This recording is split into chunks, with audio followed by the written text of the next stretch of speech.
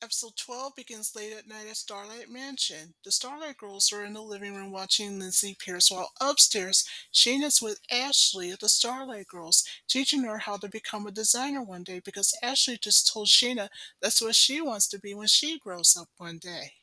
As Shayna was more than happy to teach Ashley how to be a designer one day, that's when Kimber comes in and tells Shayna to come downstairs to the living room right away. So when Shayna agreed and left Ashley all by herself upstairs, that's when back in the living room downstairs, that's when Lindsay Pierce made an announcement. There was a guy by the name of Tony Cassini, and he owns the salon in Venice, Italy. But there's a problem. He couldn't decide which band to attend this fashion contest there, and so he figured, why not both the Mistress and the Holograms all at once? And that's when, at the Gabor stayed, that's when they were watching the same Lindsay Pierce show as the Holograms did. So just like what the Holograms did, the Mistress are going to Venice too. But Roxy, as always, is not happy about it. And so Roxy pleaded her case to both Possess and Stormer at how not an expert of fashion that Shayna of the Holograms is. So back at Starlight Mansion's living room, that's when Shayna received a phone call, and it's by Roxy and the Mistress to tell her what a wimp she was. And to add more insults, Roxy explains how Eddie Stark, who was the Misfits designer, is the much better designer than she is. Because Shayna just heard from Lindsay on TV what a best designer Shayna was. So after that phone call, that's when Shayna ran off. After Shayna went upstairs, she accidentally ran into Ashley, who doesn't want to be seen right now. And that's when Sheena should have realized that it was all part of Roxy's plan to humiliate her and to manipulate her. And to make matters worse, Sheena also should have realized that earlier back at the Gabor State, it was all part of Roxy's suggestion just to insult Sheena. So it's up to Jim and the band who showed up minutes later to cheer up Sheena. And what better way to do it is with their song, It Depends on What Mood I'm In. So that made Sheena feel a lot better. And once Sheena got her confidence back, she went right back to designing just like she normally does. So the next morning, Sheena packed up her designs and, of course, her trunk and left them outside. But what Sheena doesn't realize, the moment she got back in, someone took the designs. But I'm not going to tell you who it is yet. So at the airport, the holograms went to Venice just the way it's planned. But later on during the night, while the flight was taking place, that's when Jim panicked and went into the plane's bathroom. And that's when she changed into Jerga because Synergy just told her that there's a problem. There's some kind of an interference in a way. And that's when Jerga panicked because she was the one that should have been in New York and not in Italy. That was when Good News, the band had arrived in Venice, Italy, and that's when Good News for Synergy, the interference has cleared. So Jerrica in the bathroom, who has been in there all night long, changed back into Jim. So now that Jim and the band had arrived in Venice, so it's now up to them to find the Countess de Vanson's place, which is Palace de Vanson. However, the band has met up with one of the gondoliers who agrees to take them there. But the problem is they're going to have two gondolas to take them. So while Jim, Kimber, and Asha ride in one gondola, so that means Shayna, along with her trunk and designs, go into the other. That's when Shayna was unaware that the gondola was really Zipper, who's Eric's right-hand guy in disguise, but she was unaware of it. And so, both gondoliers in their gondolas took the band to Palace de Vincennes, which is the Countess's place. And that's when, out of nowhere, there was a motorboat that comes in the Shayna's direction. So, anyway, the bad news is that now that the Misfits had arrived, Zipper took Sheena's designs and got on the motorboat, or so he thought. And that's when, during another run, that's when the motorboat sliced the gondola in half with Shayna in it. So, getting Shayna all wet just made her upset. Well, the good news is that Jim and the band had arrived at Palace de Vincennes, which is Countess de Vincent's place. But now here comes the bad news. Shayna just told the Countess what happened. Not only is her designs have been stolen, but the trunk somehow got lost.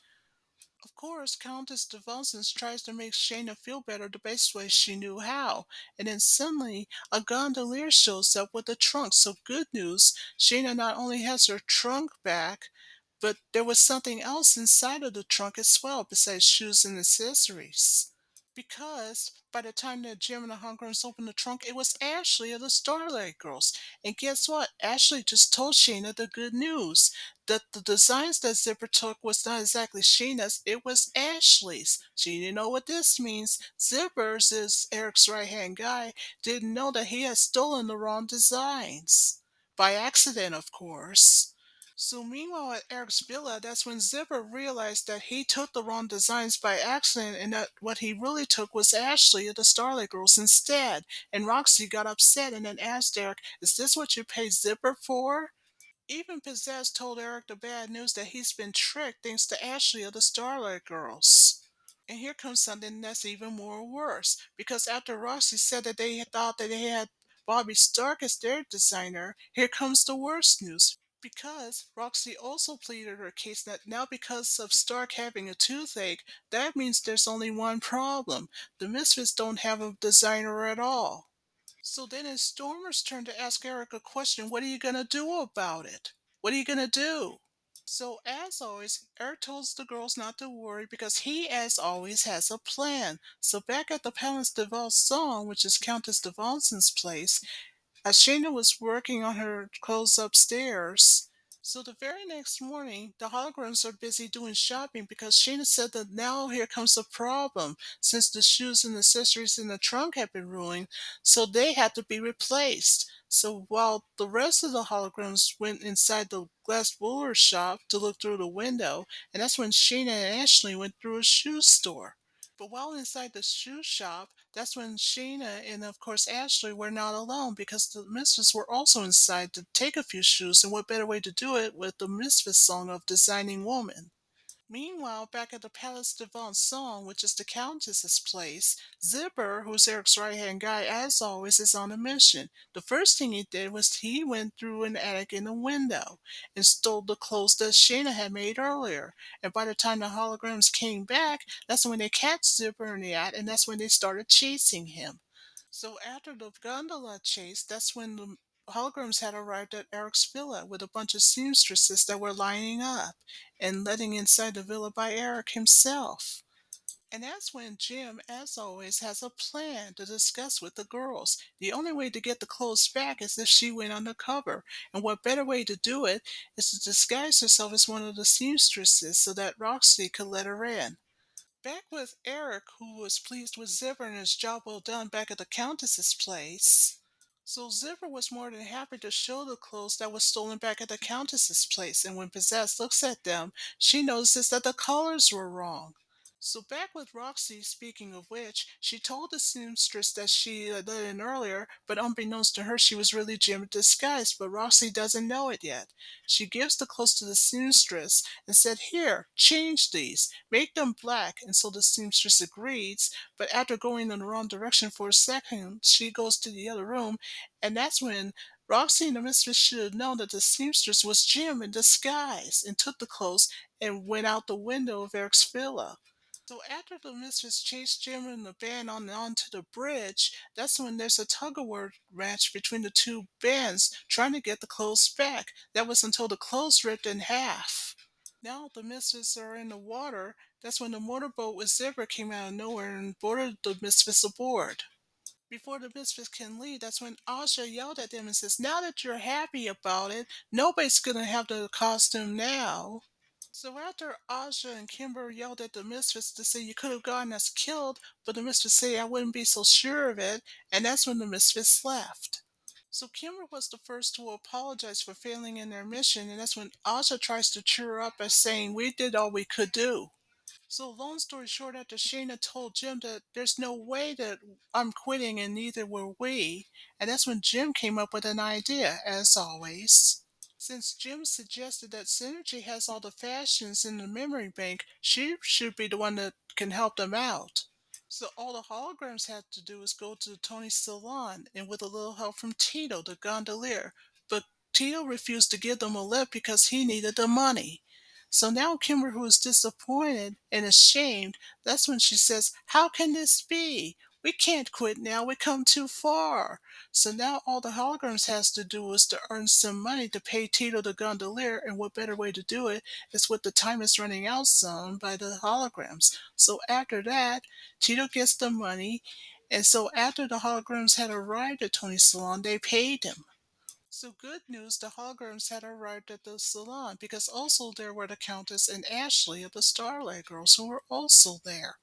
When backstage, that's when the holograms realized they weren't the only ones because the misters were also there, and when Shayna saw what they wore, the same clothes that was stolen from the Countess's place, she got upset. Backstage, after Jim suggested that Shayna can make something else, that's when Shayna knows that there's a big problem and asked her how. There's no way we can have materials in time. Well, no, Jim says, because we got something that's even better. We can have Synergy help us out. So, with no time to waste, that's what Jim did. So when Jim and the holograms came out with their holographic clothes, although despite a minor setback by Synergy, that's when the audience cheered and they oohed and awed and everything else. And so did the Countess de Valentine and of course Ashley. So now comes the moment of truth for Tony to vote the winner. But before that could happen, that's when both Roxy and Shin are exchanging insults with each other. So now it's time for Tony to vote the winner. And guess what? The holograms won, with the holograms being in second place. And the reason why the holograms won is because Tony said that Sheena had been credited twice. So even that Possess had protested that she had that idea to make the clothes black in the first place, and that's when Tony said, "True, but you wouldn't never have been in the video anyway, so you know what this means." Because Sheena had been credited twice, the holograms are proclaimed the winners. So that ends episode 12.